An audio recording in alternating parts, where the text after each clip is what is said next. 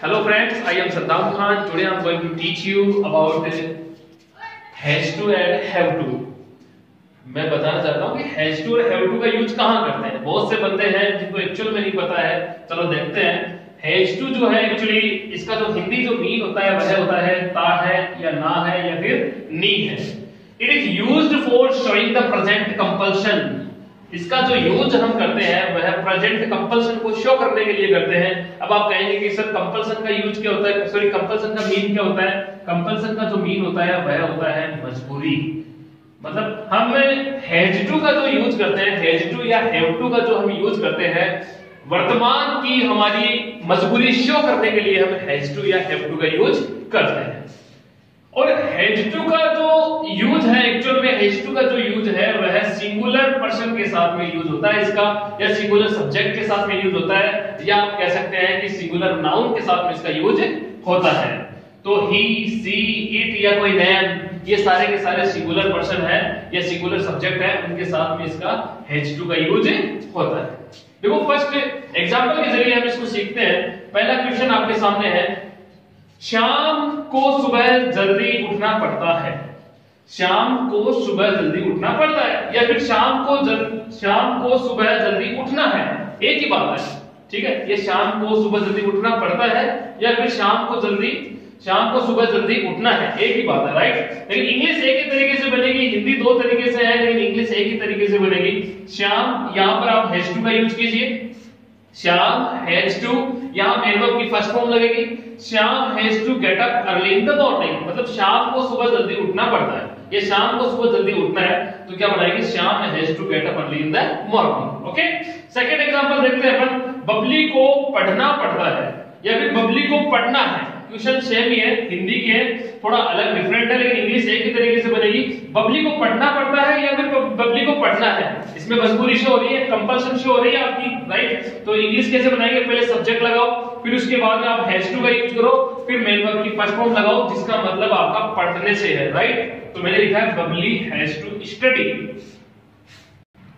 Okay dear students, जैसे कि मैंने आप लोगों को अभी दो एग्जांपल के जरिए आप लोगों को हैज टू का यूज बताया, ठीक उसी प्रकार से मैंने आपके लिए 5 एग्जांपल्स आपके सामने हैं। चलो उनकी इंग्लिश बनाते हैं। ओके, देखो पहला एग्जांपल हमारा है, उसे अंग्रेजी बोलनी पड़ती है। ठीक है, तो हमारा जो सब्जेक्ट है अगर बात करें तो उसके लिए क्या हो जाएगा, सी। सब्जेक्ट क्या है हमारा, सी। ओके, उसे अंग्रेजी बोलनी पड़ती है तो सी के बाद हम क्या लिखेंगे, सी हैज टू का यूज करेंगे, सी हैज टू, राइट। और बोलने को क्या बोलते हैं इंग्लिश में, speak. She has to speak, क्या बोलना पड़ता है, इंग्लिश, तो she has to speak English. अब देखो इसकी इंग्लिश क्या बन गई, she has to speak English. इसका मतलब क्या होगा, उसे अंग्रेजी बोलनी पड़ती है या फिर उसे अंग्रेजी बोलनी है, दोनों एक ही बात है। उसे अंग्रेजी बोलनी पड़ती है या फिर उसे अंग्रेजी बोलनी है। इंग्लिश कैसे बनेगी, she has to speak English, she has to speak English. Okay, next example हमारा है, गीता को अखबार पढ़ना पड़ता है। तो गीता हमारा सब्जेक्ट है तो लिखेंगे गीता को अखबार पढ़ना पड़ता है, राइट ना। तो गीता लगाओ, उसके बाद हम क्या लगाएंगे, हैज टू का यूज, तो गीता हैज टू, राइट। क्या पढ़ना पड़ता है, अखबार पढ़ना पड़ता है। पढ़ने को इंग्लिश में बोलते हैं रीड, क्या बोलते हैं, रीड। अब आप कहेंगे सर पढ़ने को तो स्टडी भी बोलते हैं, बिल्कुल बोलते हैं साहब, लेकिन मैं आपको बता दूं स्टडी यहाँ पे यूज क्यों नहीं होगा। स्टडी का यूज हम वहां करते हैं जहां कोई ऑब्जेक्ट नहीं होता है हमारे पास, राइट। लेकिन यहाँ हमारे पास ऑब्जेक्ट है, अखबार, राइट, न्यूज़पेपर, ये हमारे पास ऑब्जेक्ट है। जहां ऑब्जेक्ट नहीं होता है वहां हम स्टडी का यूज करते हैं, राइट। तो हमें यहाँ स्टडी का यूज नहीं करना है, तो यहाँ यूज होगा रीड का। तो Geeta has to read newspaper. Geeta क्या लिखा मैंने, Geeta has to read newspaper. इसका हिंदी में क्या होगा, गीता को अखबार पढ़ना पड़ता है या फिर गीता को अखबार पढ़ना है, एक ही बात है। इंग्लिश कैसे बनेगी, Geeta has to read newspaper. Get it. चलो आगे चलते हैं, उसे खाना पकाना पड़ता है, उसे खाना पकाना पड़ता है, राइट। तो चलो अपन लेते हैं कि सी, और सी के बाद में हम यूज लेंगे अपना सी हैज टू, राइट। और टू के बाद में मेन वर्ब की फर्स्ट फॉर्म, पकाने को इंग्लिश में क्या बोलते हैं, कुक। समझ आई बात। तो क्या लिखा मैंने, सी हैज टू कुक, क्या पकाना पड़ता है, खाना। खाने को बोलेंगे अपन फूड, तो क्या हो गया, सी हैज टू कुक फूड, मतलब उसे खाना पकाना पड़ता है। सी हैज टू कुक फूड, या फिर उसे खाना पकाना पड़ता है या फिर उसे खाना पकाना है, राइट। इंग्लिश एक तरीके से बनेगी he has to cook food. Next example हमारा है राहुल को अंग्रेजी पढ़ानी पड़ती है। राहुल को अंग्रेजी पढ़ानी पड़ती है या फिर राहुल को अंग्रेजी पढ़ानी है, राइट। कंपल्सन शो है हमारा, प्रेजेंट कंपल्सन है। तो देखते हैं यहां पर हम क्या लिखेंगे, राहुल, राहुल लिखा हमने, उसके बाद हम क्या लिखेंगे, हैज टू। तो राहुल हैज टू, राइट। क्या बन गया, राहुल हैज टू, ठीक है। पढ़ाने को क्या बोलते हैं, टीच।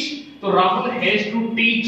अब क्या पढ़ाना पड़ता है, आगे देखते हैं। हमें पढ़ाना है, इंग्लिश की बात हो रही है, तो Rahul has to teach English. मतलब क्या मतलब हो गया इसका, Rahul has to teach English, मतलब राहुल को अंग्रेजी पढ़ानी पड़ती है या फिर राहुल को अंग्रेजी पढ़ानी है, राइट।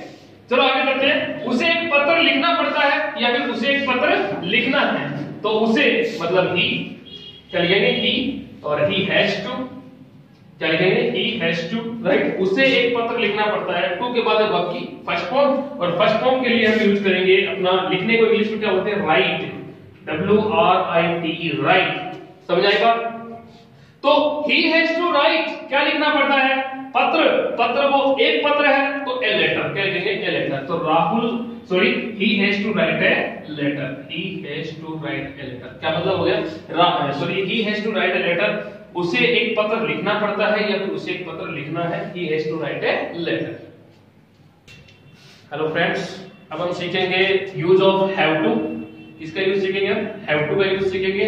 अगर इसकी आइडेंटिफिकेशन की अगर बात करें, मतलब अगर इसकी पहचान की बात करें, तो जिस किसी सेंटेंस में आपकी मजबूरी हो और प्रेजेंट कंपल्सन हो, मतलब प्रेजेंट में अगर आपकी कोई मजबूरी शो हो रही हो और लास्ट में आपके उस मजबूरी शो में, उस सेंटेंस में, उस वाक्य में जहां पे आपको पढ़ता है, पढ़ती है, या ना है या नी है, ऐसे कुछ वाक्य अगर हो तो वहां आप हैव टू का यूज लेंगे। जैसे मैं लिख दूं कि मुझे 5 बजे उठना पड़ता है, तो देखो मुझे 5 बजे उठना पड़ता है, या राधा को 5 बजे उठना पड़ता है, या शाम को 5 बजे उठना पड़ता है, राइट। हमें 5 बजे उठना पड़ता है, या फिर हमें 5 बजे उठना है, राइट, हमें 5 बजे उठना है। एक ही बात है, सेंटेंस एक ही है।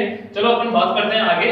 It is used for showing the present compulsion, यानी हैज टू और हैव टू, हैज टू और हैव टू दोनों प्रेजेंट की कंपल्सन शो करने के लिए करते हैं। लेकिन ध्यान रखिए इस बात का, हैज टू का जो यूज होता है वह आपका सिंगुलर नाउन के लिए यूज होता है, राइट। सिंगुलर नाउन के साथ में इसका यूज होता है या सिंगुलर सब्जेक्ट के साथ में यूज होता है। लेकिन हैव टू का जो यूज होता है आपका प्लूरल सब्जेक्ट के साथ में इसका यूज होता है, राइट। जैसे कि मैंने आपको बताया कि कंपल्सन का मतलब क्या होता है, कंपल्सन का मतलब होता है मजबूरी। प्रेजेंट बोले तो वर्तमान में, राइट, वर्तमान काल की कोई भी मजबूरी आपकी हो, राइट, उसको शो करने के लिए हमें इसे हैज टू और हैव टू का यूज करते हैं, राइट। तो सब्जेक्ट्स कौन-कौन से हैं, वो सब्जेक्ट कौन-कौन से हैं जिनका यूज हम हैव टू के लिए करते हैं, या फिर हैव टू का यूज हम कौन-कौन से सब्जेक्ट के साथ में करते हैं, वो सब्जेक्ट आपके सामने हैं। वो सारे के सारे प्लूरल सब्जेक्ट है, आई, वी, यू और दे। इन सारे सब्जेक्ट के साथ में हम हैव टू का यूज करेंगे। चलो हम बात कर रहे हैं इसके पैटर्न की, मतलब फॉर्मूले की या स्ट्रक्चर की, कि पैटर्न किस टाइप का होना चाहिए, पैटर्न किस प्रकार का होना चाहिए जिससे हम इजी वे में इसको सेंटेंस में चेंज कर सकते हैं, मतलब इंग्लिश बना सकते हैं। सबसे पहले आपको लिखना होता है सब्जेक्ट। सबसे पहले आपको सब्जेक्ट लिखना होता है। वो सब्जेक्ट यानी कि आप हैव टू का यूज कर रहे हैं, तो वो सब्जेक्ट कौन-कौन से हैं? सब्जेक्ट है आपके आई, वी, यू और दे। तो मतलब यहां सब्जेक्ट में या तो आई होगा, या वी होगा, या यू, या फिर दे। इनमें से आपको सब्जेक्ट में लिखना है। फिर उसके बाद में आप जिसका यूज कर रहे हो हैव टू, उसका हमें यूज करना होता है। तो सब्जेक्ट, फिर उसके बाद में हैव टू, फिर यहाँ पे V1 का मतलब होता है वर्ब की फर्स्ट फॉर्म, राइट। समझाई बात? कभी भी इसमें राइटिंग नहीं होगा, कभी भी इसमें स्पीकिंग नहीं होगा, राइट, कभी भी इसमें टेलिंग नहीं होगा, समझ आ रही बात? और कभी भी इसमें गेटिंग अप नहीं होगा, कभी भी इसमें गॉट अप नहीं होगा। इसमें होगा वर्ब की फर्स्ट फॉर्म, मतलब राइट, समझ आई बात? मतलब स्पीक, मतलब टेल, मतलब आप कह सकते हैं कि गेट अप, राइट। तो मतलब V1 सब्जेक्ट, हैव टू, और फिर उसके बाद में वर्ब की फर्स्ट फॉर्म, फिर उसके बाद में आपको लगाना है आपका ऑब्जेक्ट, और फिर उसके बाद में आपको कोई अदर है तो अदर लगाइए। समझाई बात? जैसे इन द मॉर्निंग, समझाई बात? In the afternoon, in the evening, ये क्या है आपका अदर में है, तो अदर में अगर कुछ है तो वो लगा सकते हो, राइट। तो चलो अपन इसमें एग्जांपल के जरिए इसमें कुछ पढ़ते हैं, कुछ देखते हैं। चलो देखिए, पहला अगर आपका एग्जांपल की अगर बात करें तो पहला एग्जांपल आपका है मुझे 5 बजे उठना पड़ता है। पहले मैंने हिंदी का जो वाक्य लिखा है वो क्या लिखा है? मुझे 5 बजे उठना पड़ता है। इसमें आपकी प्रेजेंट कंपल्शन शो हो रही है, मतलब प्रेजेंट की, वर्तमान की आपकी मजबूरी शो हो रही है कि मुझे 5 बजे उठना पड़ता है, राइट। या आप इसमें सेंटेंस में ये भी लिख सकते हो कि मुझे 5 बजे उठना है, मुझे 5 बजे उठना पड़ता है या फिर मुझे 5 बजे उठना है, दोनों का यूज कर सकते हो। और सेंटेंस जो है आपका इंग्लिश का वो एक ही तरीके से बनेगा, वो है आपका आई हैव टू। क्या लिखा हमने? I have to, right. देखो ये सब्जेक्ट, फिर उसके बाद में आपका हैव टू का यूज, तो आई हैव टू, फिर उसके बाद में वर्ब की फर्स्ट फॉर्म। देखो ये गेट अप जो है आपकी फ्रेजल वर्ब है, कौन सी वर्ब है? फ्रेजल वर्ब है आपका। I have to get up at 5 o'clock, time से पहले हमेशा एट प्रीपोजिशन का यूज होता है, तो I have to get up at 5 o'clock, मतलब मुझे 5 बजे उठना पड़ता है या फिर मुझे 5 बजे उठना है। नेक्स्ट सेंटेंस देखते हैं। अगला सेंटेंस हमारा है, अगला वाक्य हमारा है, हमें अंग्रेजी बोलनी पड़ती है या फिर हमें अंग्रेजी बोलनी है। एक ही बात है, दोनों इंग्लिश सेम तरीके से बनेगी। We have to speak English, we have to speak English, मुझे हमें अंग्रेजी बोलनी पड़ती है। हाँ डियर स्टूडेंट्स, अब मैंने आप लोगों पर कुछ ये 5 क्वेश्चंस आप लोगों पे छोड़े हैं। 5 हिंदी के वाक्य आप लोगों के सामने हैं, इनकी इंग्लिश अब आप लोगों को बनानी है। एक बार फिर से मैं आप लोगों को बता दूं कि ये हैज टू और हैव टू दोनों के मिक्सअप रूप है, ठीक है। कहां हैज टू का यूज होगा और कहां हैव टू का यूज होगा, राइट। आपको इसकी इंग्लिश बनानी है, जैसे उसे खेलना है या फिर उसे खेलना पड़ता है, एक ही बात है, राइट। राधा को गीत गाना है या फिर राधा को गीत गाना पड़ता है, एक ही बात है, राइट। इंग्लिश इजी वे में बन जाएगी, कोई दिक्कत वाली बात नहीं। सब्जेक्ट लगाओ, उसके बाद में हैज टू या हैव टू का यूज करो, उसके बाद में वर्ब की फर्स्ट फॉर्म लगाओ, फिर आप ऑब्जेक्ट रखो, फिर कोई अदर है तो अदर आप इसमें लगा सकते हैं, राइट। मुझे जयपुर जाना है या फिर मुझे जयपुर जाना पड़ता है, राइट। हमें अंग्रेजी सीखने के लिए ऑक्सफोर्ड ज्वाइन करना है या फिर हमें अंग्रेजी सीखने के लिए ऑक्सफोर्ड ज्वाइन करना पड़ता है, both are the same, okay.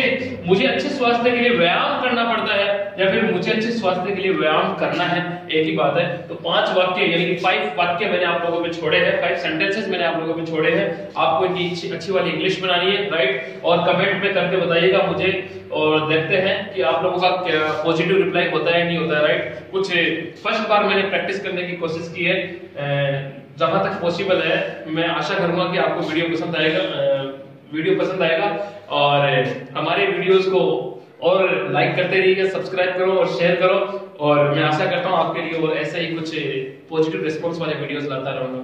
Thank you.